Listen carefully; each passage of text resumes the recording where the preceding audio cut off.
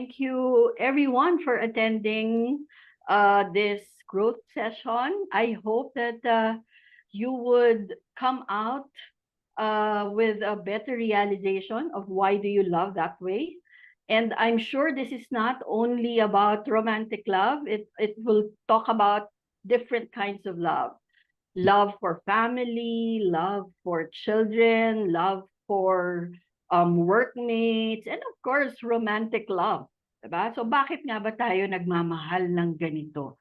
And definitely, it is deeply rooted from how we were also loved before. So yun po ang ating pag-uusapan ngayon. Ayan, maraming salamat again for that very touching and wonderful introduction yan, Miss Gay. Binanggit mo na naman yung tatay ko, kaya medyo parang ako'y na iiyak na naman. Ayan. Okay, so I will be sharing my presentation with you. Okay? Why do I love this way from childhood to adulthood?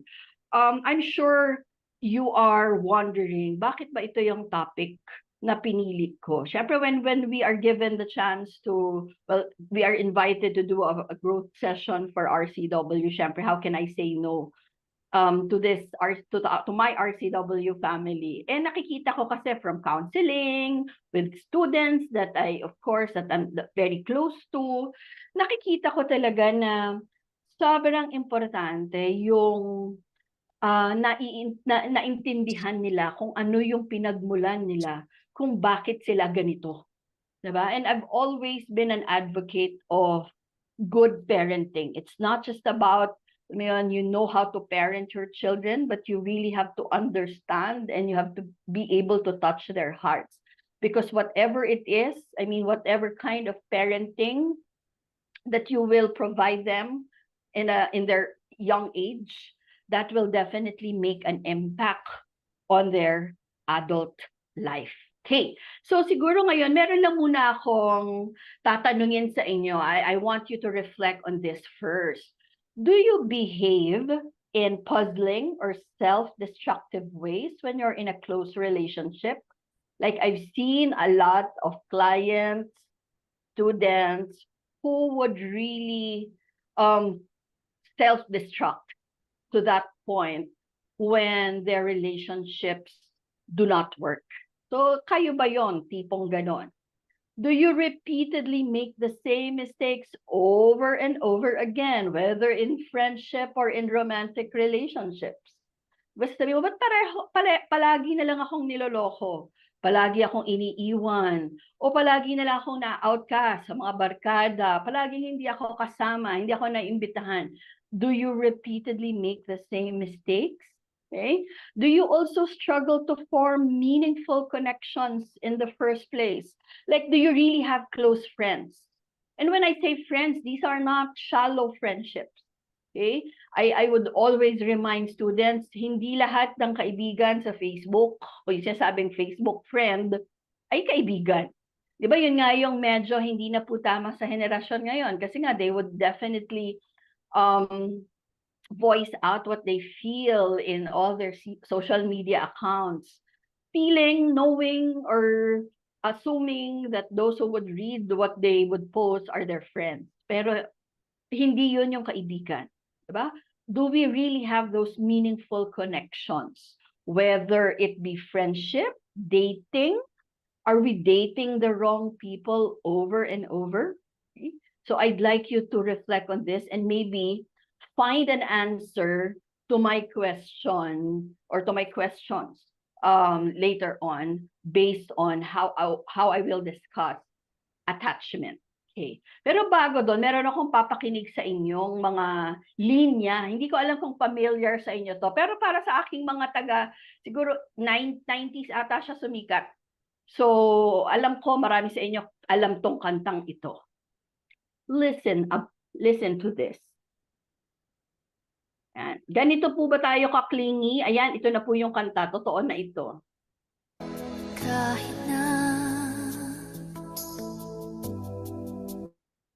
namumukhang tanga, kahit na sinabi Sinasaktan ako, umiiyak ako, dahil sa'yo, eto pa rin ako. Halos baliw sa'yo. Kahit na sinasaktan ako, relate much? Ganun ba tayo ka-martir sa pag-ibig? Kahit niloloko tayo? Another line from this song. Kahit na iloloko mo lang ako, kahit na tumingin ka sa iba, magmahal ka ng iba, magbubulag-bulagan ako, masakit man ito sa puso ko.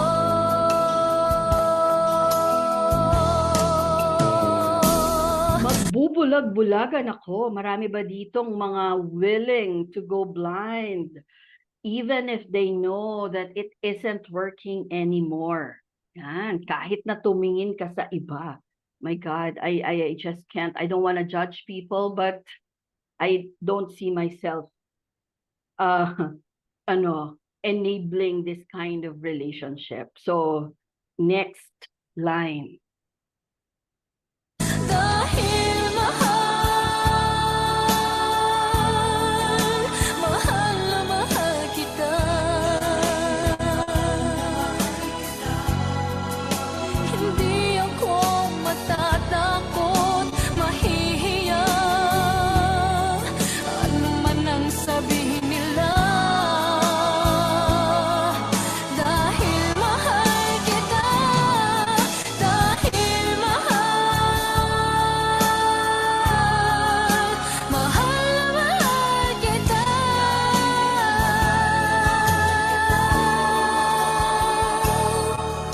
Gagawin ko ang lahat, pangako mo lang di ako iiwan, dahil mahal na mahal kita.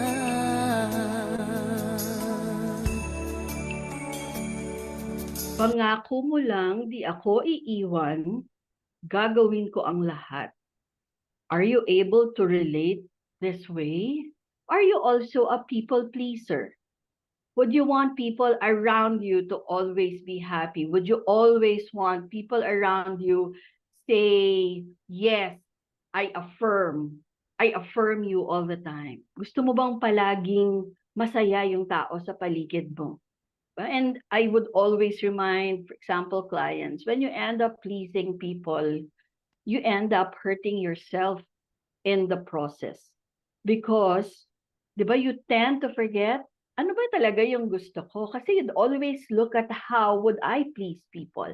Because I wanted that affirmation. I wanted that. I wanted that love. I wanted that care. I wanted that so desperately. Okay? Another one. Perfectionist po ba tayo? But we always would, ano bang tawag nito? Romanticize being a perfectionist or perfectionism. Ay, gusto ko palaging perfect. Gusto ko as in ganito. Mataas palagi yung grades ko. Kailangan ako yung number 1. Kailangan walang mali. Are you the type of person? Bakit? Pag ba hindi perfect, hindi ka na ba worthy mahalin?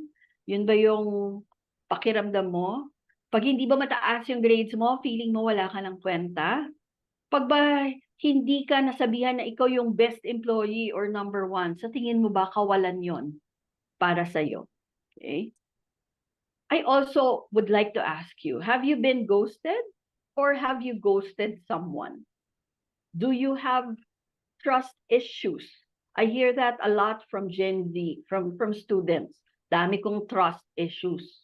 Okay? Saan ba nanggaling yung trust issues na yan? Saan ba nanggaling yung ghosting na yan? Nawala, bigla na lang nawala. Diba? Yung situationship, ghosting, all those terms came out only in the past like 2 years. Okay? Or do you have anger issues? Of course, being angry is normal, but are you the typical who would be angry every time? Alam mo yun, yung konting triggered ka palagi, para kang ito, palagi ka sasabog. Diba? Parang palagi kang may pinagdadaanan. Ikaw ba to? Maybe you'd like to ask yourself, how did I form that attachment during my early years? Because our relationship with our primary caregivers, normally these are our parents. Okay? Pero syempre ngayon, sa panahon ngayon, hindi na kasi parents lang yung ating primary caregivers. It can be our grandparents, it could be a kamag-anak, it could be a very close friend of the family. But how did you form that attachment? Because that attachment is very crucial, okay? In how you love and how you are loving now and how you are forming relationships now. Okay? And when you say attachment, this is characterized by the tendency to seek and maintain closeness to a specific figure. Di ba meron kang like a favorite person to go to? Kanina nasabi na ni Miss Gay, it's really my dad. That's my go-to person. Mommy ko nga, madalas siya nagsiselos, lalo na kahit nung mga high school. Pag dumating ako from school, the first person I will look for at home is my dad. Kahit nasa harapan ko yung nanay ko, asan si Papa? Okay? Because you want, diba? You want to know that I feel safe because there's that specific person here. I'm safe now. And that is an important feeling any person should feel, especially young kids. Diba? Kasi wala naman silang kamuang-muang pa sa mundo eh. Okay? And let me introduce to you, I mean, from child and adolescent psychology, I hope my former students or students now remember John Bowlby. He is the father of attachment, okay? Naniniwala ako sa kanyang sinasabi that, okay, that the caregivers, the bond that we form with our caregivers during childhood has definitely a very critical influence on our future and social and intimate relationships. And even our colleagues. Diba? It creates a template or rules for how you build and interpret relationships. Diba? Kasi yan yung standard mo of love.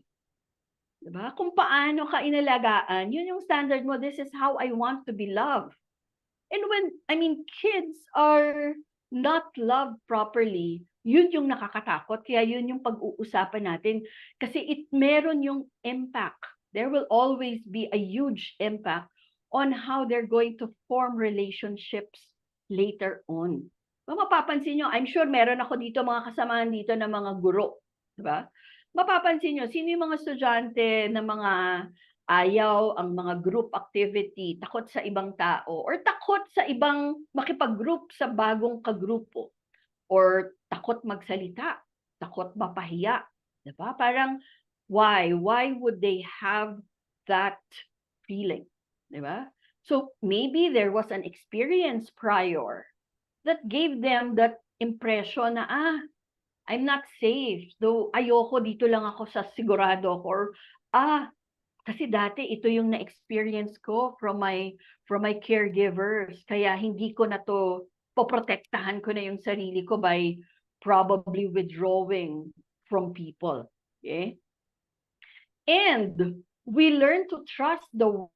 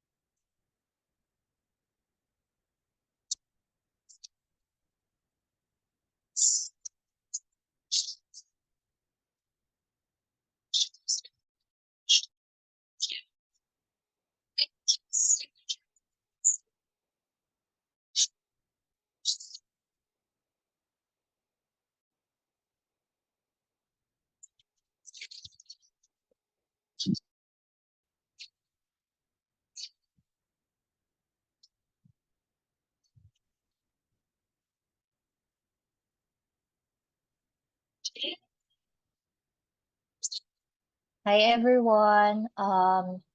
Sorry for the technical difficulties. We'll wait for our speaker, Miss Nina. So wait for a bit. Thank you. Sorry, tayo'y nawala. Ako po ay babalik. I am finally back again. I'm sorry for the lost connection. Okay, let me go back to what I was saying early on.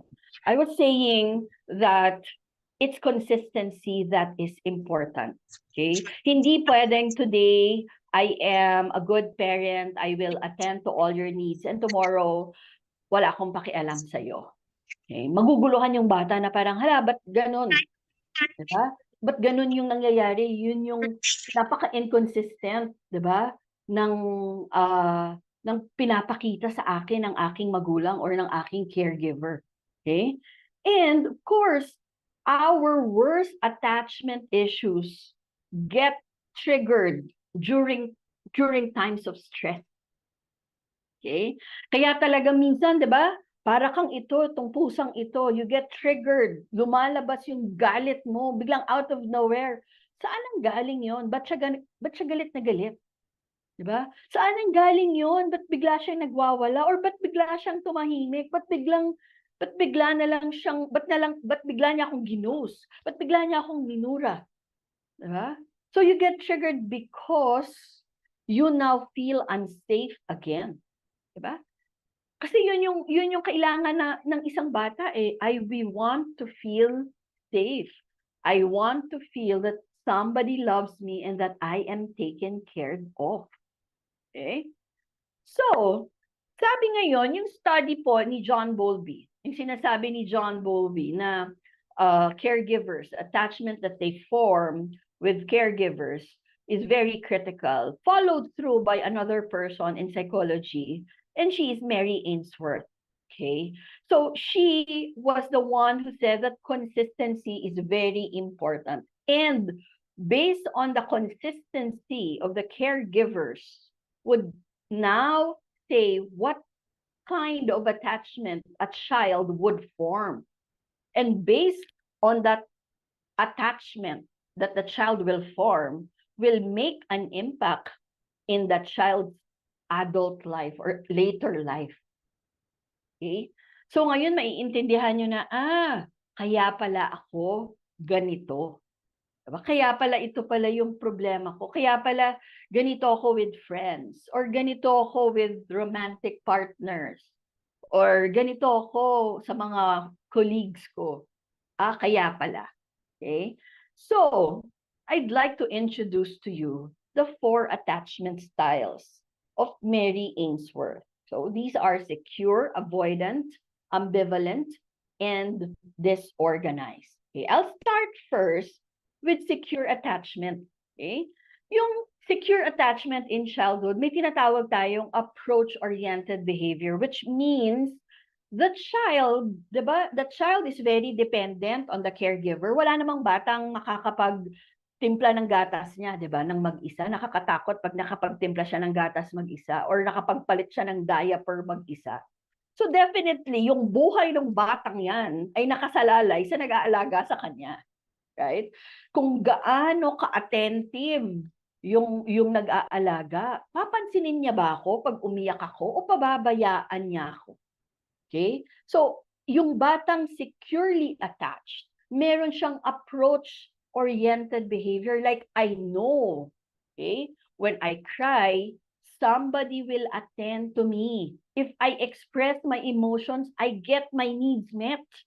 It's safe to rely with other people. Diba? Kasi alam mo, umiyak ka, meron nag-attend sa'yo, kaya hindi po totoo. I always would remind this. I'm not a medical doctor, so I don't know how it works with the lungs. They say, di ba, paiyakin daw yung bata para daw mag-expand yung lungs. So I am not sure of that, but I will be coming from psychology. That's not right. Kasi yung bata na umiiyak, yun yung way niya of expressing my needs. Kasi wala namang batang nagsasalita kasi tiyanak na yun, baka pag nagsalita yun, di ba? So, umiiyak lang siya kasi, hey, mom, dad, lolo, lola, pansinin niyo ako. Di ba?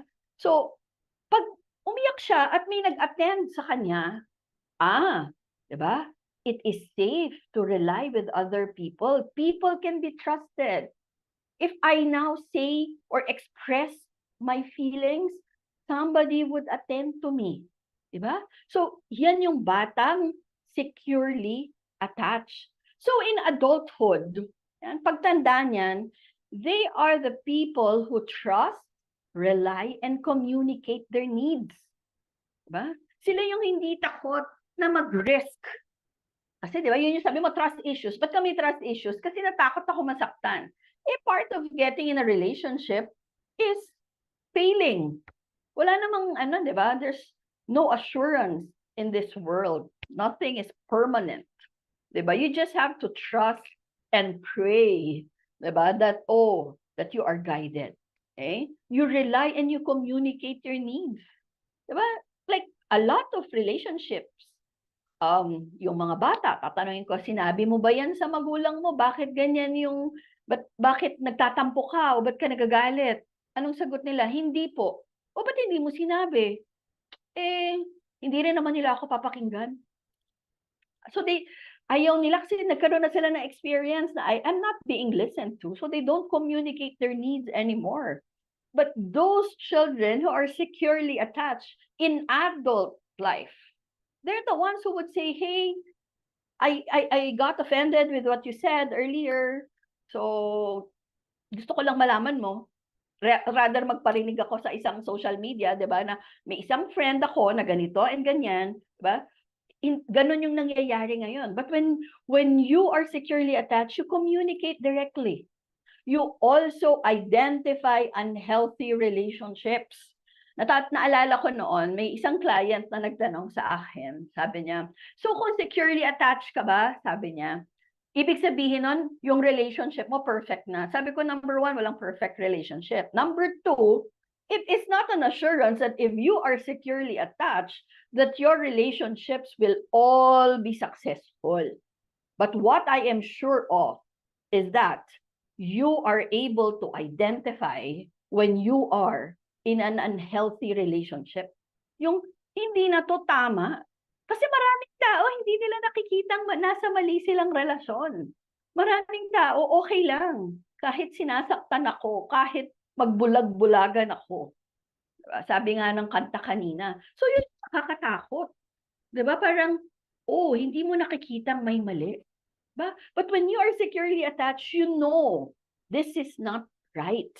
So ikaw kung magulang ka at alam mo na ang na-form mong relationship sa anak mo ay securely attached, alam mo yan pagdating ng panahon, okay, marirealize niyan kung sakaling nag-asawa yan, nagkaroon yan ng partner, hindi yan papayag na tapak-tapakan siya at hindi yan papayag na loko-lokohin siya. Kasi alam niya na hindi yun tama. Diba? Hindi yun yung kanyang barometer of a relationship. Okay? And when also faced with disappointment, setbacks, hurdles, misfortune, okay, they're resilient enough to bounce back. Diba? Babangon ako at dudurugin kita. Diba? Na parang pagbalik ko, I'll come out stronger. Diba? Hindi naman, again, it's not an assurance na hindi ka papalpak. Papalpak, pwede yun. Lahat tayo, I'm sure we have all experienced our own share of failures. But again, it's not the failure that counts. It's the getting up after that failure is what matters. So if you're securely attached, sure yan, babangon yan. Iiyak yan, probably. Lulungkot yan. Baka iinom yan ng 1-2 bottles. Na mananahimik muna yan. Pero pagkatapos noon, tatayo yan. And that person will come out stronger. And that person in adulthood would have boundaries that are clear. Nakakalungkot, marami ako nakakausap, 30, 40, 50 years old, ask them, what are your boundaries? I remember a 35-year-old last week asked me, can you please explain to me what boundaries are? I just know it from definition, syempre. Pero hindi ko siya alam kung paano siya na-apply in relationship. Sabi niya, I don't have boundaries with family. I don't have boundaries with friends. I don't have boundaries with my relationship. I end up now being so wasted. Diba? But when you are securely attached, boundaries are clear. Okay? Kaya nga sinasabi ko, pag boundaries malinaw sa atin, normally, mas makikita mo rin yung mga tunay na kaibigan o tunay na mga tao para sa'yo because these are people who would respect your boundaries. Okay? Sabi ko nga, ito po yung dalawang linya ng sinasabi ng securely attached person. I'll be fine if you don't like me. It's okay. Diba? Ako nga may dagdag pa dyan. It's okay. I don't like you too. Diba? I don't need, diba? I don't need to like you if you don't like me. And it's okay if you don't like me. Okay? Or, I can live without you, but because I love you, I choose to be with you. Diba? In romantic relationship, kasi we always feel like, how am I supposed to live without you? Or I can't live without you. Hindi naman yon yung healthy relationship mindset. Diba? A healthy relationship mindset is about saying, I can live without you. But because I love you, I choose you. I choose to be with you. But that's the healthy relationship. At ito, yung pinakamaganda na kanta ng securely attached. Teka lang, sana mag-play siya.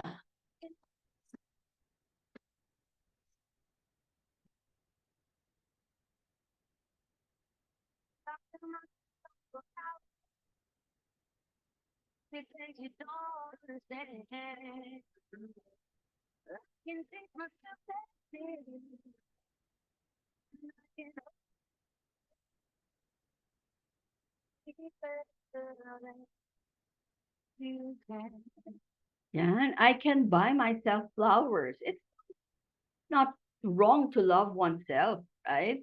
It's not wrong to give what we are able to give others. Okay? So, gusto natin, ito yung target natin. If you're a parent listening to me now, ito yung target natin, di ba? Mapalaki natin yung mga anak natin or that they are securely attached. Okay? Now, kung hindi naman nandito at may problema, then let's understand first, of course, how can we help ourselves when we don't understand where we came from. Okay, so now let me now introduce to you the insecure attachment styles. Okay, so tatlong klase yung insecure attachment styles. One is the anxious preoccupied. Okay, it is sometimes labeled as the ambivalent insecure attachment style. The other one would be the dismissive avoidant. Okay? And the other one would be the fearful avoidant. So ano kaya tayo dito? Or ano kaya yung batang ito? What could be the characteristics that the child would show? And how would that characteristic, okay, turn into like his or her relationship in her adult life. Okay, so let me start first with a reminder. Okay, you know that familiarity becomes the child's comfort zone. So ito can be a good and bad. So kung ang bata sanay yan sa masaya at healthy relationship, yun yung comfort zone niya, yun yung hahanapin niya. Okay? But on the other hand, kung ang batang ito, sanay siya sa magulo, chaotic home, nagmumurahan, nagsisigawan, naglolokohan. Those are all normal. Sabi nga ng mga kabataan na yun, di ba? Normalize. Di ba? Na-normalize na yon, di ba? Sa tahanan niya. Then that becomes the child's comfort zone. Isn't that scary? Ba kaya minsan sasabihin ng ibang tao, hindi ako sanay na parang pag kailangan guluhin ko yung relasyon ko kasi masyadong tahimik. Diba? Kasi hindi nila alam, ang sanay sila yung magulo, yung naglolokohan, nagmumurahan.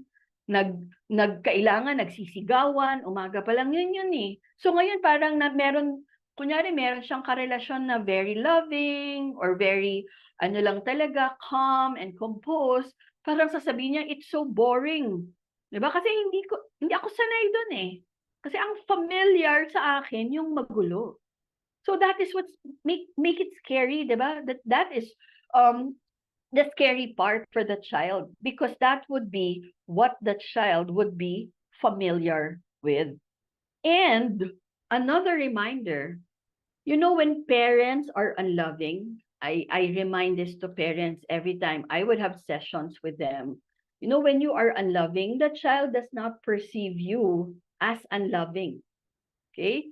But instead, they believe they are unworthy of your love. Diba? Hindi naman nila nakikita na ma'am, there's something wrong with my parents. Why are they shouting at me? Why don't they love me? They don't see that way. They would interpret it as, I'm not worthy of love. So imagine that child growing up, believing that I am not worthy of love. So ano ngayon ang gagawin niyan pagtanda niyan? So kahit na lokohin mo ako, kahit na magbulag-bulagan ako, kahit na tumingin ka sa iba, diba? Nagmamakaawa ako, diba? Basta wag mo lang ako iiwan. But they become so desperate for love. Why? Because they believe they are unworthy of love. Diba? Parang nakakalungkot, diba? Minsan tayo, pag meron tayong nakikita mga ganon, minsan andun tayo sa ating mga judgment na, ang baliw-baliw naman ito, nakakaloka naman tong taong to. Pero tingnan mo yung past experience niya kung bakit siya nagkaganyan. Diba? Then that person might, diba? Came from a family or parents or caregivers who are unloving. And so that person grew up believing that I am not worthy of any love. So parang, lang to, breadcrumbs lang. Yung mga tingi-tingi, yung mga sobra-sobra, yung mga tira-tira lang, yun na lang yung tatanggapin ko. Sabi nga ulit ng mga kabataan ngayon, bare minimum. Diba? Why would you settle for bare minimum? But a lot of people would settle for bare minimum. Why? Again, they feel that they would just, get all the love. They think, quote-unquote, the love that they would just, parang people would give them as long as there's love, or they interpret it as love. Okay? So ngayon, ano nga po itong mga insecure attachment na iyon? Okay, first, the anxious preoccupied. Okay. Ito po, yung mga batang ito, they have parents who are inconsistent. Yun yung sinasabi ko kanina, parents who would give love today, tomorrow, nag-aaway kami, so wala akong pakialam sa'yo, galit ako, sisigawan kita, mumurahin kita. Inconsistent. And so, the child learns, because of the inconsistency, they learn that love and support will not always be there. So imagine mo, parang kang naka-cliffhanger palagi. Diba? Yung parang palagi kang walking on eggshells. Hindi mo alam kung kailan mo merong love at merong ma-feel mo na naman na merong galit o may fear sa pakiramdam mo. Okay? And so, in adulthood, okay, itong taong ito would have a negative self-view, but a positive view of others. Diba, lahat ng tao sa paligid niya, parang feeling niya, okay kayo, pero ako hindi ako magaling, wala akong kwenta. Okay? They also have that deep fear of abandonment. Palagi silang may takot, baka iwanan ako. Diba? That's why they hold on too tight. Ito yung mga sobrang clingy in relationships. Asan ka na, magpicture ka, sinong kasama mo, patingin ng phone mo, akin na yung password mo. Diba? Pag tinanong mo sila, bakit kailangan mo malaman? Kailangan kasi baka niloloko lang ako. Diba? Baka, sinisigurado ko lang na hindi niya ako iiwan. Sinisigurado ko lang.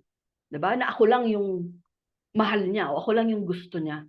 They're so desperate for reassurance Okay? And they start to panic if they see their partner pull away. Diba? And when you say panic, yung parang bigla ka nakaka-anxiety attack. Diba? Na parang, oh my God, nawawala na siya. Oh my God, hindi na siya sumasagot sa text. Oh my God, 15 minutes na, wala pa siyang reply. Diba? Yun yung feeling ng isang adult who came from an anxious, preoccupied attachment. Kaya ito yung kanta mo.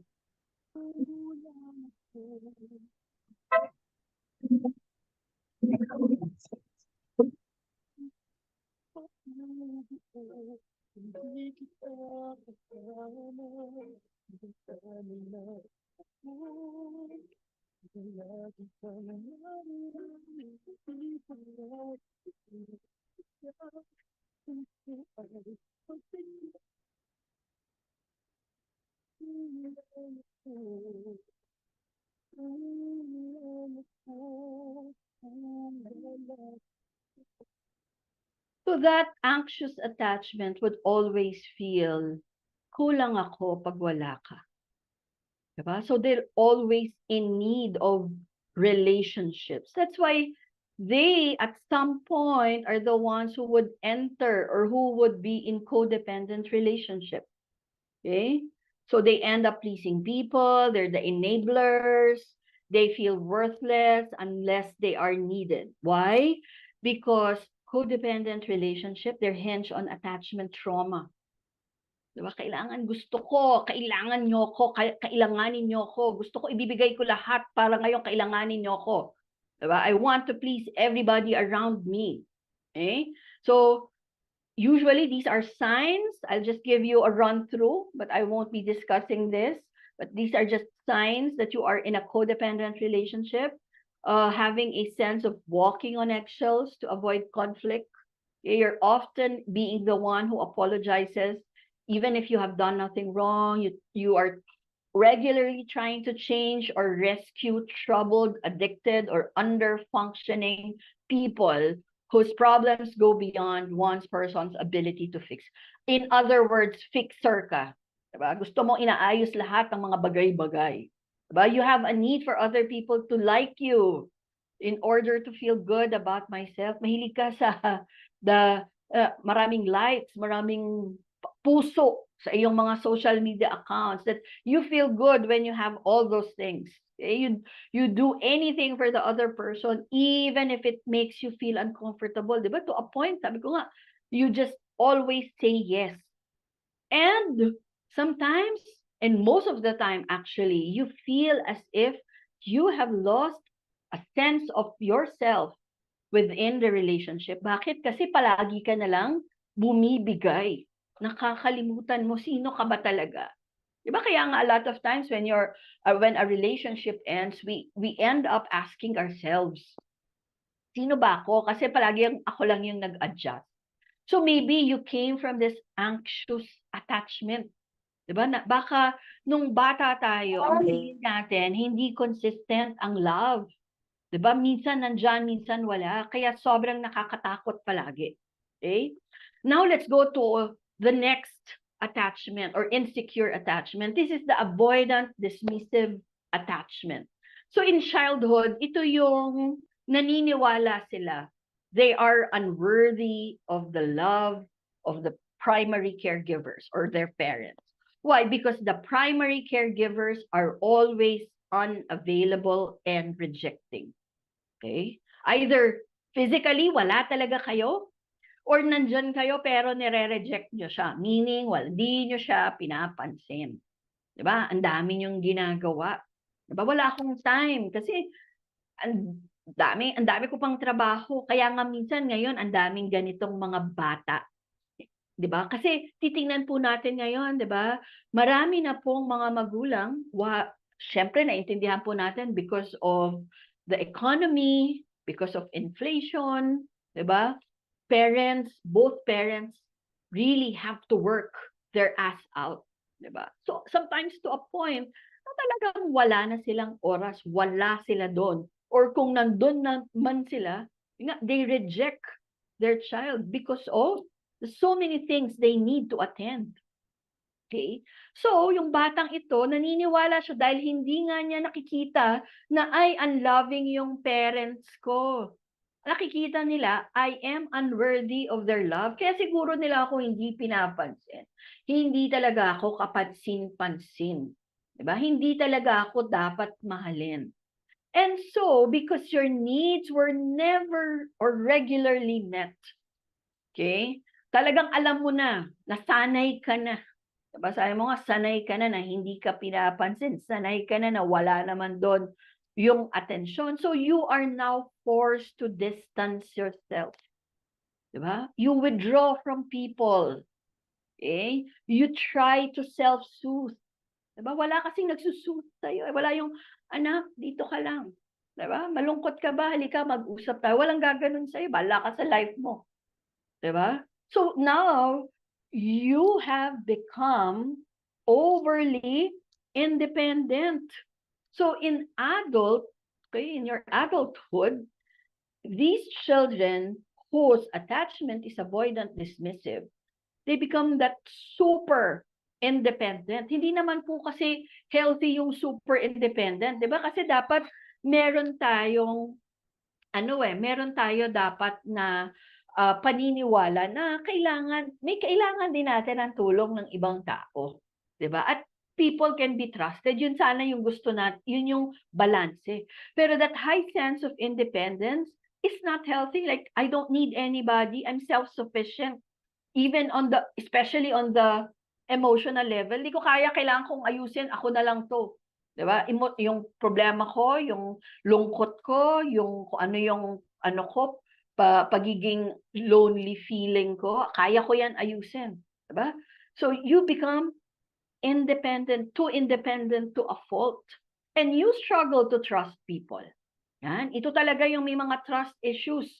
Ay, wala yan talagang malalalim na friendship because they feel like, itong mga taong to, pagchichismisan lang naman ako. Itong taong to, kailangan lang naman ako kasi meron silang makukuha sa akin. So they always would have that mindset.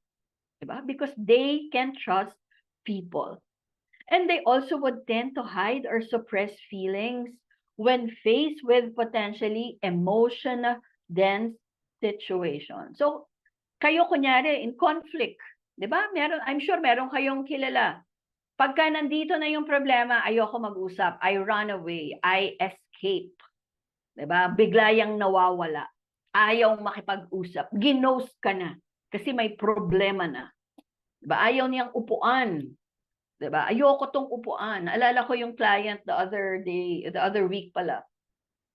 Sabi ko sa kanya, ang challenge niyan, kausapin niya yung kanyang partner. Tapos ano lang ako sa reaction niya, kitang-kita, basang-basa sa reaction niya. Sabi niya, what? Sabi niya, I need to sit down with him and talk. Parang hindi daw niya kaya. 'Di ba? Kasi nga, sabi niya, all my life, I'm used to running away. All my life, I'm used to just fixing things on my own. And now you're telling me to like sit down like with the problem and talk to my partner about it. Parang I can't. Diba? So, yun yung normal, yun yung ganun. Pagdating ng adult life, ito yung yan, pagka may problema, nawawala. Pag sinasayang mag-usap tayo, ay, nawawala, ayaw niyan. Ayaw niyan ng problema. Lahat daw happy. Diba? Hindi pwedeng lahat happy, diba? Dapat, like when there is a problem, like in families, diba? When there's a problem, you sit down. Yes, probably you may need space. Okay lang naman yung space na yon, pero yung space, hindi naman siguro tumatagal like isang linggo, hindi niya pag-uusapan yung problema. Probably a day or 2 days kasi medyo, kunyari, very high conflict yung issue at medyo emotions are very high also. Okay, sige, I'm gonna give you space. Isip ka muna. Pero hindi ibig sabihin nun, tapos na yung problema, let's sit down and talk about the problem.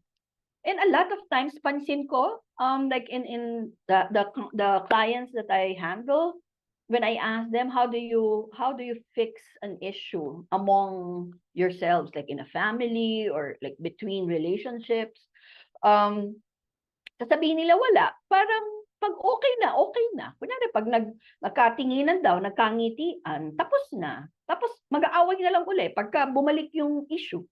Sabi ko, bakit ayaw niyong pag-usapan? Kasi baka magulo pa uli eh. Kasi na ano na eh, parang okay na eh. Diba? Pero yun, again, it's not healthy. Diba? When in conflict, you cannot keep suppressing. You cannot keep running away. You cannot keep escaping. You have to sit down. You have to face head on and let's talk about this. Diba? Yun lang naman ang maaayos sa kahit anong problema, sa kahit anong relasyon. Kahit ito pa ay problema natin sa trabaho. Diba? You have to really sit down and talk it out. Diba? Kasi kung hindi, wala talagang maaayos. Pero, yun nga, if you're coming from that avoidant, dismissive attachment, sanay ka na hindi ito inaayos. Sanay ka na kailangan tagu-taguan ng feelings. Sanay ka na kailangan, diba, tumakbo na lang kapag nahihirapan na. Kasi, wala namang taong nandoon sa'yo. Nasanay ka na nung lumalaki ka, wala namang taong nandoon para sa'yo consistently.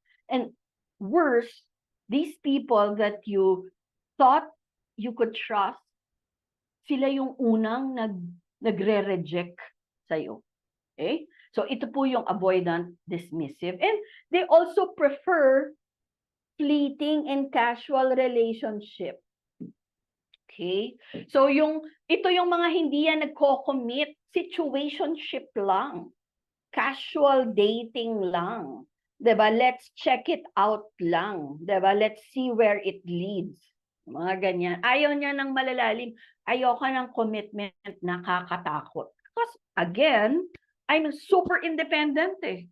'Di ba? So, and I don't trust people. So, I wouldn't allow you to be in my life. So, mas gusto lang nila yung mga yung day to day. 'Di ba? Yung ngayon na-meet kita o sige tayo ngayon, bukas iba, 'di ba? Kasi casual relationships lang. Okay? And also they become hyper vigilant. In other words, ano ito ma-assume. 'Di ba? Pag hyper vigilant, lahat nino-notice niya. 'Di ba? Parang konting, huy, bakit yung message niya sa akin? Dati merong I love you, but ngayon love you lang. O bakit ngayon yung love you niya? Dati LOVE, ngayon LUV na. O dati merong period, but ngayon 3 yung period, ... Parang lahat pinansin mo, lahat may ibig sabihin. Diba? Kasi nga, merong takot. Diba? You become, again, you're always on the lookout. Kaya ka naging hyper vigilant. Okay. So now let's go to the last of the insecure attachment. This is the disorganized or the disorganized fearful attachment. So in childhood, ito yung you fend for yourself. Yung parang inanak ka lang, bahala ka na sa buhay mo. I don't know what to expect. Like at home, what can happen? Because I don't know what's happening around me. It's very chaotic. It's so messy. Bigla na lang may nagliliparan ng mga plato. May isa akong client, ganon, sabi niya, lumaki daw siya, bata pa lang siya, nagugulat siya. Bigla na lang nagigising siya, may mga platong nagliliparan, may mga talagang yung sigaw, grabe. Minsan umabot pa raw sa point na may naghahabulan sila ng parang, hindi ko alam, kutsilyo or whatever. Diba? So you live in that chaotic environment, and normally you are raised, okay, in an environment that really elicits fear, often involving abuse. Either you were abused or you are an observer. Diba? Meron ka, nakikita mo sa paligid mo, diba? Yung mga naaabuso. Or a traumatic childhood. Okay? Or a neglectful parents. Okay? So, ito po yung tinatawag na disorganized, fearful attachment. So, dahil you fend for yourself, dahil palaging I don't know what to expect from my environment, dahil palaging takot ako. Diba? Like lumalaki akong takot ako sa environment ko, they grow up to have that very poor emotional regulation. Sila yung mga may anger issues. They lash out. Baka sila yung nabaviral. Diba? Sila na lang yung nanunutok, sila na lang yung biglang namamaril. Diba? Yung hindi ka makaregulate, bigla ka na lang sumisigaw, bigla ka na lang nang-aaway ng waiter. You cannot regulate your emotions. I always would remind parents, pagka preschool kasi, ina-expect na tinuturuan na yung batang to regulate emotions. I was a preschool teacher before. And that was our main goal. In my class, ang mga estudyante hinahandle ko noon ay 2.5 to 3.5-year-old kids. Yun yung main task ko, to regulate their emotions, diba? To name the emotions, and when they feel emotions that are difficult, such as anger or sadness or frustration, we allow them to feel it, and then, okay, now you're feeling it, how do we deal with it? Pero pagka matanda na, hindi pa niya ma-regulate, ang dami niyang galit sa mundo, then probably that person came from a disorganized, fearful attachment. They also, sila yung hindi mo mawari. They want intimacy, but on the other hand, they also are afraid to let a person in. Diba? Gusto ko ng relationship, gusto ko ng friendship, gusto ko ng romantic partner. Pero takot din ako eh. So hindi ko sure. Diba? You're always in the middle. Para kang neither here nor there. Gusto pero ayaw. Gusto pero wait lang. Gusto pero takot ako. Diba? Kasi nga, lumaki ka sa isang tahanan or sa isang environment that you do not know what to expect. Diba? Dahil it is such a chaotic environment. Okay? And so, another characteristic would be yung adults na coming from disorganized, they're also the ones waiting for rejection, disappointment, and hurt. Sa kanila, that's part. It is inevitable. Parang, kunyari, hindi nag-reply. Ay, galit yan sa akin. Ay, hindi kasi ako sumama, siguro ayaw niya, hindi niya ako friend. Diba? Parang, palagi kang, you're waiting for it. You assume. Hindi ako pinansin, siguro galit yan sa akin. O siguro disappointed yan sa akin. Ay, yung reply niya, ba't ganito? Sobrang cold. Nire-reject niya ako. Siguro ganito. Because you always would go to that, again, that comfort zone. Sabi nga natin uli kanina, a child would always want to go back to what is comfortable to them, whether good or bad. So sa kanila, ang comfortable sa kanila ay rejection, disappointment, and hurt. Diba? Kaya ba't may tinatawag tayo, sadista ka ba? Diba? Bakit gusto mo sinasaktan ka? Kasi alam nila, gusto ko yun eh. Parte yun ng normal para sa akin, yung sinasaktan ako. And because of that, they're also the ones of higher risk of developing mental health issues. Okay, so sila yung malaki yung chance they would get into substance abuse, delinquent or aggressive behavior, and sometimes there are also the ones who would abuse their own children. Okay, whether physical, sexual, verbal, but they are the ones who would abuse their own children. So meaning the pattern continues. Diba? So the intergenerational trauma continues. Okay. So ngayon, paano gagawin natin? How do we heal? Diba? Kasi sinasabi natin, so kung ngayon, now that I have identified my attachment issue, now I understand, why do I love this way? So ano na? How do I heal? Or can I really heal from it? I'm sure you're asking that. Okay, so number one, the fact that you're here, you're already understanding your childhood experiences. Okay, you are healing, you're starting to heal now because you now start to acknowledge your past experiences. Okay, ngayon, balikan nyo, ano ba yung childhood experiences ko? Diba? Bakit ba ako nagkaganito? Bakit ba ito yung ganito ako magmahal? Ba't ba ganito yung relationships ko? Ba't ganito yung pattern ng relationships ko? Ba't palagi akong niloloko? Bakit palagi akong iniiwan? Bakit palaging hindi ako siniseryoso? Saan ba 'to nag-umpisa? Bakit ba ba't ko ba inaalaw ito sa relationship, 'di ba? So, you understand your childhood experiences. Ako, when I got separated, okay, as I was healing from that separation, syempre, ang ano mo nun, who would want to be separated? But when I understood now, but really, that's not how I saw love in my family. That's not how my dad showed love to me. Much more, that's not how my dad showed love to my mom. Diba? Until my dad's death day, talagang it was really my mom. That was his priority. So parang doon ko naintindihan, kaya siguro I now understand why I had to end and get out of that unhealthy marriage. Okay? Because that's not how I want to be loved. That's not how I define love. Because my barometer of love is this. This is how I grew up. Diba? My parents were very consistent. I've seen how they loved each other. I've seen how they loved us. So parang hindi ito yung deserve ko. Okay? So now you start to heal also and you understand, okay, you forgive yourself and move forward. Okay? So understand your childhood experiences is the first step to healing.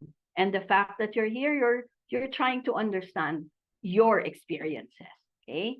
Number 2, I hope that you now understand how important it is to be in interdependent relationships. Diba? Hindi ito yung ikaw lang yung magbibigay. Bakit puro ako?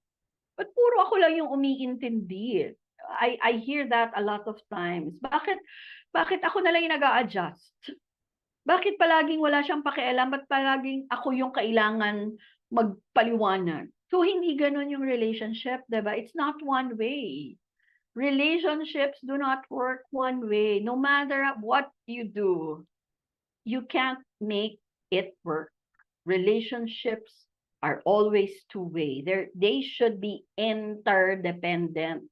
I can meet my own needs and I am also comfortable in expressing my needs to you. Diba? Yung relationship, kahit friendship yan, diba? Kaya ko nang wala ka, pero I will express. Kasi you're a safe person for me. I'll tell you, okay, this is what I need from you as a friend. This is my need from you as a partner. I am worthy to be listened to. Yun yung sinasabi mo sa sarili mo. Kaya kong ibigay ito, pero gusto ko rin naman, 'di ba? I would express to you na okay, gusto ko rin tong igawin mo para sa akin. 'Di ba? So doon na ngayon papasok yung love language. Ano ba yung love language mo? 'Di ba? So kung ikaw ay nasa isang romantic relationship, 'di ba? Then talk to each other and ask each other also, ano ba, how do I meet your needs? Oh, gusto mo ba ng physical touch? Gusto mo ba ng receiving gifts? O then I will give that to you. Diba? And you will have to give it to me as well. Diba? It has to work both ways. And that's the only way that can make this relationship work, even again in all aspects of relationships. Okay? So that's the second, interdependent relationships. Okay. Next, you have to learn to give to yourself what you weren't able to receive from childhood. Okay? Wala na tayong magagawa from the past. I always would remind clients when they go here for consultation, for sessions, I always would tell them, wala na yon tayong magagawa. Diba? Maintindihan mo ngayon, naintindihan mo na, ganito pala, ito pala yung issue ko. Ito pala yung nangyari. Diba? Kaya nga, I highly encourage all of you. We have this, of course, you know, the flagship program of RCW, RCW1. Diba? That's how you heal from your childhood wounds. You now learn to give to yourself what you weren't able to receive from childhood. So these are my wounds. And from these wounds, I will make sure that I will not scar anyone in my family, my loved ones, my friends, okay, my partner, okay? But I will also be comfortable to give myself what I was not able to receive. Diba? Ako ngayon, kaya ko yan ibigay. I will empower myself. I can do it. I will give what I was not able to receive. Okay? So kailangan gumawa tayo either if you can attend, okay, our seminar, our program RCW1, that would definitely help you heal, okay? Or of course consult professionals also. Ngayon, just be more mindful, 'di ba? Ano nga yung hindi mo na-receive? Attention, love ba yan? Affirmation ba yan? Validation ba yan? Now, start giving it to yourself. Diba? Don't wait for people to give that to you. Ikaw mismo ang magbibigay niyan sa sarili mo. Okay? And of course, when the going gets tough, at hindi talaga ito kaya na, at talagang medyo hindi ko na to maproseso, then go to professionals like us. Okay? That will help you heal the wound of childhood. That would heal the wound of attachment. Diba? That I want to be better. Diba? Na kaya nga nakakatuwa, marami na pong mga humihingi ngayon ng tulong at talagang sinasabi nila, please help me. I want to become a better person, not just for my children, but for myself.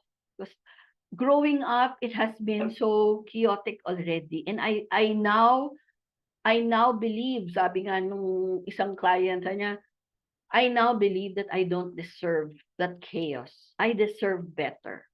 And so, please help me. Diba? Parang, please help me heal. Please help me understand so that I don't pass on the wounds that I got from my own parents. Okay? So, these are just some of the steps that would help you heal from attachment issues. And so, one thing also that I'd like to remind all of you, lahat po ng mga, lalo na ng mga coming from that insecure attachment styles, they need acknowledgement, appreciation, and to feel safe in their relationships. If you know people who are coming from the insecure attachment styles, acknowledge them. Diba? See them, hear them. Diba? Nadidinig kita. Present ka. Importante ka sa akin. I appreciate you. Diba? Kung ano man yung binigay sa'yo, kahit pa yan turon, naalala ka, binati ka, I appreciate you. Thank you for saying that. Thank you for doing that. At kung meron siyang gustong sabihin sa'yo, hayaan mo siya. Hindi yung parang ano yun? Bakit? Parang defensive. Hindi. Hayaan mo siya. Parang ngayon, I now feel safe. Diba? I can express my needs without having to worry about your reaction, or I'm safe kasi I know you will understand me no matter how painful maybe what I would tell you or what I would say. I feel safe. I remember, naalala ko yung my daughter. One time yan, sabi lang niya sa akin, she was I think first year college or high school. Sabi lang niya, "Mommy, can I talk to you?" Sabi niya, "But don't be angry, ha? I wanted to tell you something." So and then she shared something that I did to her daw when she was young. So sabi niya, pina-explain niya. Diba? So nung in-explain ko sa kanya kung I didn't mean that way, sabi ko, I'm so sorry for, kasi parang sabi ko sa kanya, ano ba yon? I always would remind her daw kasi na tawa ko. No? Kasi palagi nila ako niloloko, "Mommy, magpalaipo ka na." So sabi ko, ay nako, payat kaya ako nung college. So I was pushing always, especially with my daughter that time, yung mga jeans ko na size 23 yung bewang. So niloloko ko siya, ako nga 23, ikaw 26, ginaganon ko. But I didn't know she got hurt with that. So there was just one time after a week or two, when she came to me and just told me, "Mommy, can I talk to you? But don't be angry." Sabi ko, "Of course I won't." Sabi ko sa kanya. Tapos, then she started crying. Kasi syempre, di ba, yung age na yun, adolescent, very, very, how do you say that? Very conscious with how they look, especially with social media around. So parang sabi niya, Mommy, I remember you always would tell me about this. Sabi niya, and I got hurt and I got conscious. That's why I don't want to eat. Gumanon siya. So I acknowledge. Okay, I told her, I'm so sorry. I'm so sorry, anak. I didn't mean that way. I was just making fun of the situation because you were saying magpalay po ako. So I was just trying to make it light by saying 23 bewang ko nung college. Parang ganon. But I didn't mean to make you feel bad. Okay, so we were able to talk about it. I was able to apologize. She was able to understand where I am coming from. And so, tapos, issue closed. Diba? So, napaka-importante po talaga na yung ating mga relationship, again, they need to feel safe. Diba? Whatever it is that I would like to express to you, I know you will understand me. Okay? And so, before I finally end, so that we'll have ample time po to entertain if there would be questions or reactions or violent reactions, I would like to read to you, and I hope before you also, like when we end this session, I'd like you to reflect on it. Maybe you could also write a letter to yourself and maybe assuring yourself how you could give something that you weren't able to receive when you were a child. Then maybe that would also be the beginning of healing for you. Okay? Sino ba dito yung may perfect na childhood? Wala naman. Diba? Lahat naman tayo, we all have our own wounds. It's just a matter of like probably one maybe bigger or graver, but we all have our childhood wounds. Okay, so it's very important to assure ourselves that hey, I got you, I got your back. Okay, so let me read to you this letter, okay, that I did, okay, years back, and maybe you would like to also do also create a letter for yourself. So here we go. Dear self, I see you. I see the wounds that have shaped you, the pains that have lingered, and the scars that still feel tender. I know that the roots of these hurts go deep back to a time when you were small and vulnerable, when you needed safety, love, and connection. But instead, there were moments when you felt unseen, unheard, or even abandoned. These experiences left their mark, creating patterns of fear, doubt, and insecurity that have followed you into adulthood. But today, I want to tell you that healing is possible. The journey may be long and winding, but it is one that you are capable of taking. It starts with acknowledging the pain, not as a weakness or failure, but as a reality that deserves attention and care. As you walk this path, remember that you are not defined by your wounds. They are a part of your story, but they're not the whole story. Within you is a strength that has carried you this far, a resilience that has allowed you to survive and even thrive despite the challenges. These strengths will be your guide as you begin to heal. Be gentle with yourself. Allow yourself to feel deserving of the care and affection you longed for. Surround yourself with people who can offer support and who can walk with you in this process of healing. In time, you will find that the wounds begin to close, that the scars fade, and that the pain lessens. You will find that you are capable of giving and receiving love in ways that once seemed impossible.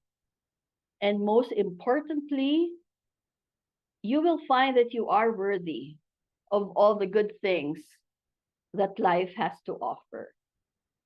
So keep going, keep healing, keep believing in the possibility of a future where the past no longer defines you. With love and compassion, me. Thank you very much for listening. I hope that when we close this session, you would be the first one to give that love, the attention, and the care that you rightfully deserve. Maraming salamat po. Thank you so much, Nina. Let's give Nina a big round of applause.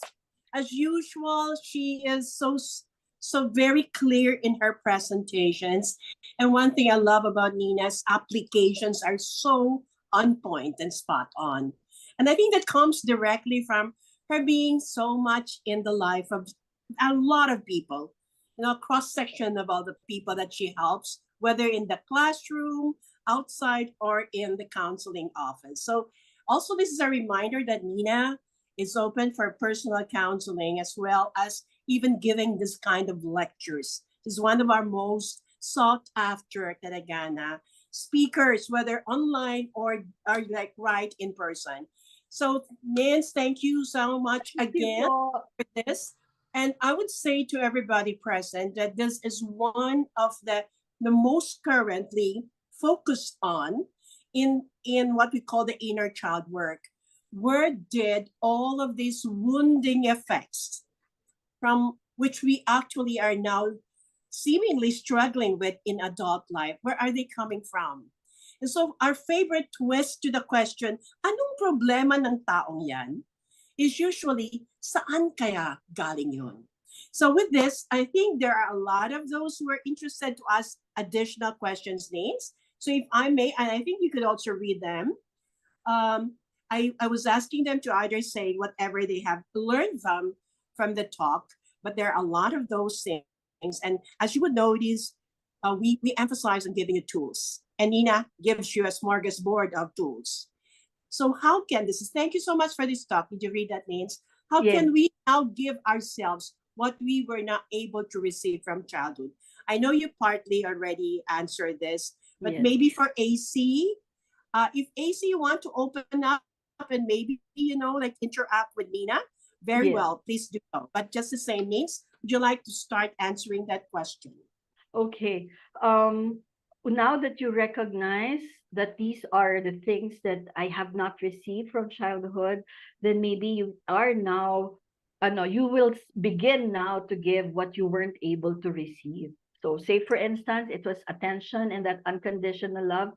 Ikaw ang unang magbigay ng attention. Give that attention to yourself. I'm beautiful, diba? Or unconditional love, like regardless of my figure, I am beautiful, I am loved. Diba? Ikaw yung mag-a-appreciate kung hindi mo yun nabigay, start giving that to yourself until it becomes natural, until it becomes sincere. And of course, just earlier, I mentioned about our RCW1. If you would want to attend that, that will definitely help you heal and process everything that you went through. Okay, and then hopefully you start loving and giving what you deserve to give yourself. So that's a very, very straightforward answer to the question. And I think this underscores, or this underlines what we basically like really teach in almost all of our workshops, which is to have a loving, nurturing relationship with yourself, basically. Because this is the person that is 24/7 with us all the time. And yet we keep on waiting for some others to give to us what we actually do give to ourselves. And science and religion and spirituality have all kind of coincided in teaching us that what we begin to really like give to ourselves actually changes us, or more even from inside out, no? So thank you for that answer, Nins. And I think what you have given, I'm not very sure if this is now like on FB Live. We would always encourage you to again listen and maybe take down more notes, because the tools are actually there. Okay. And there's one other question. I think there are two parts of this question. Now, how do I help the older generation heal? Especially if they still are hurting us. Medyo, it's like, as you say, that we can't really do much for them, Yes. but maybe there are suggestions you can just throw in. Nate, would you like to answer that, please? Okay. Medyo it's going to be challenging because we're not able to control other people, diba? No matter, well, we could try to communicate again what hurt us, or we'd like to have an open communication with them, pero kung talagang close sila, then maybe again you start with yourself, diba? No matter what they say, no matter what they do, hindi ako yon, or hindi yon yung magde-define sa akin, kasi ito ako ngayon, 'di ba? That I am loved, and that I see myself as whole, that I see myself as worthy of love, care, and attention. Okay? Kasi wala po tayong magagawa pag nagawa na natin yung lahat ng pwede nating extend, talk to them, wala na tayong magagawa, then focus on yourself. Anyway, the best asset that we have is ourselves. Kasi yun yung talaga. 24/7, you only have yourself, diba, to take care of. So, hindi pwedeng pabayaan natin yung sarili natin. Thank you for that, Nins. And maybe as a segue to that, because there's a question, especially when they're hurting you still. So Yes. you also answered that indirectly. If we are now taking care of ourselves, we're now the ones loving ourselves. No matter what they do, it's not about us anymore. It's about them. So that's the change in the consciousness that can truly give us the liberty or the freedom to be affected, or we create the boundary that we need, na kahit anong sabi nila, intindihin natin na may pinanggalingan yon, di ba? At hindi na yon kasi I'm not defined by that anymore. Ako na yung magde-define kung ano yung mabuti sa akin. So itong mga salitang ito na nakakasakit, halimbawa, no? Eh, galing sa kanila yun kasi hurt people hurt. Yeah. Wounded people wound. And they bleed on people around them. So sa atin na lang, ayoko na mapableed sa akin. Ako na yun gagawa ng paraan na hindi ako masyadong naapektuhan. Intindihin ko na sa kanila yung galing. And this is the cue actually that you said. The moment we begin changing our reaction to their hurting, we actually introduce a different pattern, which is like, it could be as simple as, oh mama, talaga, naintindihan kong pinanggalingan niya ng talagang sama ng loob mo sa akin. I'm so sorry to hear that. Alam mo, ma, ganito ang ginagawa ko ngayon. Di ko na talaga, I'm not taking it against you. Kasi naintindihan ko na masyado palang malupit si Nola, no? So it can be a conversation that could start that way. Kaya now, nang nag-take ako ng RCW1, alam mo, the number one na tinuturo nila, stop blaming. Because blaming her handcuffs you to the past. And what you're complaining about usually stops when you begin to do something about it. Ito yun, ano? Natuwa lang ako kasi kahit si Kamala Harris says that the teaching of her mother was like, don't complain, do something about it. Di ba ganun siya? And natawa ako because sabi ko yung turo-turo na rin natin yan, di ba na? Sometimes we just keep on blaming and we stay in the wound that way because we wound ourselves and we wound others as well when we keep on blaming and complaining. So we don't believe in that. So what we're teaching is, because that will perpetuate this pattern and they will continue within us. Kaya the shift in that consciousness is, alam ko yung pinanggalingan yan, pero hindi ko na yan papatuloy sa akin. I will break the pattern by taking care of me. And then it does make its own thing felt na after a while, hindi mo na siya, kahit sasabihin pag ginagawa pa nila yun, hindi ka na nasasaktan. Because you're coming from a different understanding of this. I hope that also adds to that. So, Rita, I hope that has answered your question. Okay. Now, another one, This is from Jenica Nepomuceno. How do you help a person, it's a person close to me, who is aware of their attachment style? They're disorganized and fearful, but refuses to address it because it has become their comfort zone. What can you say? What can I say to that person? Nins? You can only do so much, Jeka. Mahirap tulungan yung taong ayaw magpatulong. Maybe as a friend, you can just, alam mo yun, be there, explain. Again, try to assure that you're a safe person to talk to and that you feel that that person needs help and that she's coming or he's coming from that attachment, but ayaw niyang tanggapin, then you can only do so much, diba? Parang that's the end of it. Kasi mahirap naman, you're always coming from rescuing people, diba? We cannot rescue people 24/7. They're their own person, diba? We are our own person. We can just be the best person to listen to them, but the one who should be living their life is them. So, hanggang dun lang. Kung tapos na yung nagawa mo, end na tayo doon. Cheka. Huwag mong ubusin ang iyong sarili. That's so true. Yes. And maybe just to add to that, sometimes, Yes. I get the same question. And then I usually would say, if you have done all you could, you can just probably give a feedback that, I'm seeing you, that fear and all this, agitation seem to be like, causing you a lot of pain and at the same time of stress. I really, how I wish you can really get out from that, because you're such a lovely person, but you're like, so also adding up to your own, whatever it is, kahit sabihin mo comfort zone nila yon.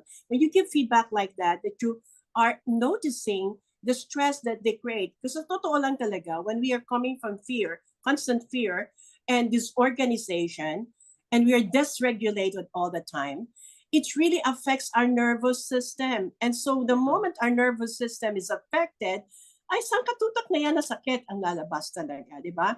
And we get very, very exhausted in no time. So it's like being our own self-flagellator, na parang sinasaktan pa rin natin yung sarili natin. So sometimes in a matter of like, parang conversational, alam mo, ganun din ako kung minsan pag nagalit ako, talagang nawawalan na ako ng talagang parang energy sa buong araw because I spend it too much on the stress. And I kind of like, somehow, my nervous system gets so affected and burdened.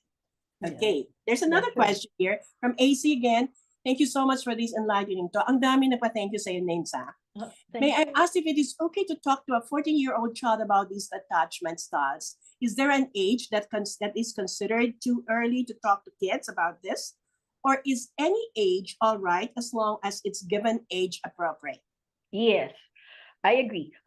It could be talked to any age as long as you're able to explain in the most appropriate manner and explain to them what's the intention of talking to them about it. So, yun lang, it has to be developmentally and age appropriate. Very good. And sometimes, if you can add to the conversation them, if you know that that's the manifestation, di ba, ganun.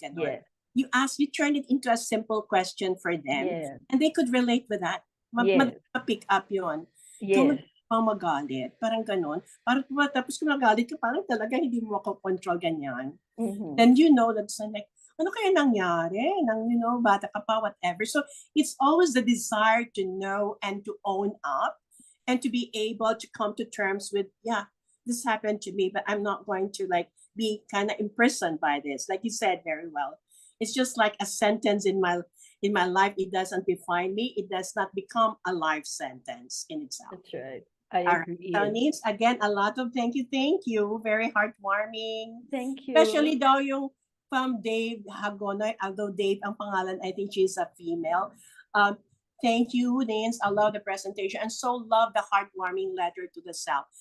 I love that letter as well. And sana nga, that can become a template for all of us to write that letter. And you can, with the writing of the letter, you can revise it as you learn to even love yourself more. That's right. Then may mga additional. I'm sure you did not write that on all at once. Diba? Yes. It's like, it also like evolved as you also like evolved yourself.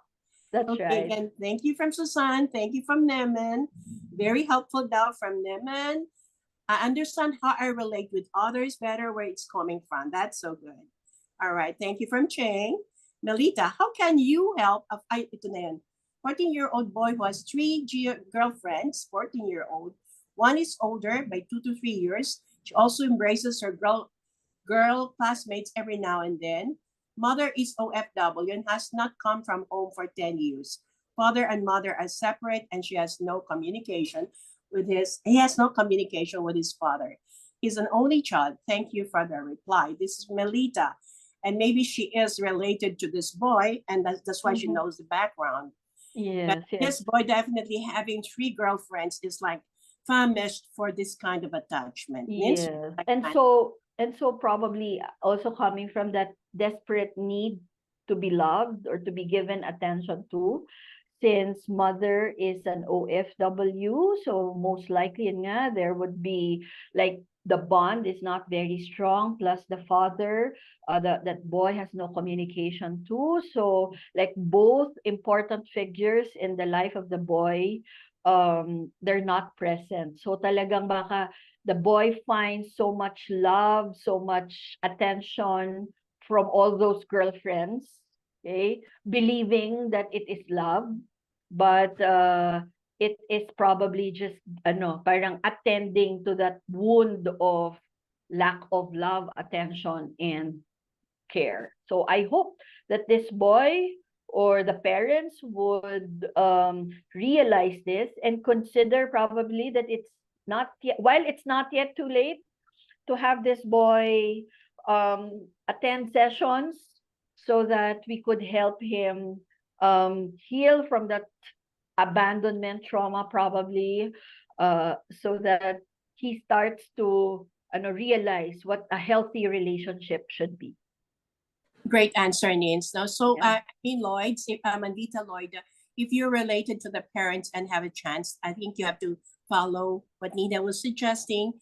Get help for him, and maybe when he has this better self-understanding, he could actually address his needs better rather than in this kind of dysfunctional way. Okay, thank you for that.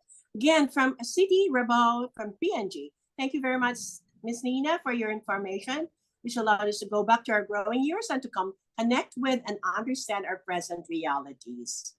Then Edwin, thank you, Nina. Okay, then thank you to Edwin for being here. And then that's it. So there's a comment, stop blaming, stop complaining, choose awareness and break the cycle. And then we cannot do anything about others. Yes, hurt people hurt. It's not about you, it's about us, like that. Set boundaries, so right. Don't exhaust yourself. Give your best and know when to let go. That is very wise. You cannot just be the savior of the world, okay, all the time. Thank you for the enlightenment. That's from Jessie. And then there's a comment there, heal your abandonment wounds to discover the path to a healthy relationship. Very well said. So Ria, I was an absentee mother and did not show good examples to my children until I changed my life and habits when my kids were ages 7, 6, and 2. Since then, I've been consistent in trying to be the best mother and person I could be, with mistakes, of course. My question is, did I already create these unhealthy attachments at kids' school? Are they already doomed, or is there a chance that they can have secure and healthy attachments? Thank you. Nins? Of course, they're not doomed, Rio. There will always be that time to um talk. Okay, talk to your children, apologize to them. I've seen a lot of healing stories here in RCW. Okay, they did not start right, but they were able to talk. They were able to speak from their hearts without having to walk on eggshells. They were able to release all the pain. They were able to explain, and they were able to forgive. And so healing started, and now they are in healthy relationships. And so I'm sure you would also have that with your kids, Rio. Thank you for that question, Ria. And as like a rejoinder again, maybe it might be good for you to also like go through the RCW process so that you could definitely relate with that in the developmental stages, and it's easier for you to relate back with your kids. And don't be, parents make all kind of boo-boos and be very forgiving and compassionate with the self, and just know this, and we all believe it in RCW, everything is reversible, and that's Yes. the good news. As long as we do the work, a little bit of loving of the self, and then everything else can work out too. There are two other. Can you still stay a bit, Nils? Yes, yes, sure. Okay, well, anyway, the rest are just, you may not have started right, but it's also the right end that counts. So well said, Rita. Thank you for that. Thank you from Rita. Thank you for Rio, from Rio as well. So I think with this, hopefully Yes. this has whetted your appetite to really understand more about where we came from, and not, instead of blaming the past and just complaining about it. I think what Nina gave you is there is a way to healing and to take care of us, and to even like come from whatever we came from, to come to the place where we most can be ourselves. So Nina's last words as we say goodbye to them. Okay, so I always would remind parents it's easier really to build strong children than to repair broken adults. So please make sure, to help me in my advocacy to building strong children by being, of course, parents who are loving, parents who are consistent, and parents who are also humble enough to tell their kids that I am not also perfect. So Thank- I hope that you have a wonderful weekend ahead of you. Thank you, Miss H. Well, thank you again to everybody. Thank And you, Nina, everyone. I just to repeat that you know that she's available to be invited as well. You can do that directly with her or through RCW.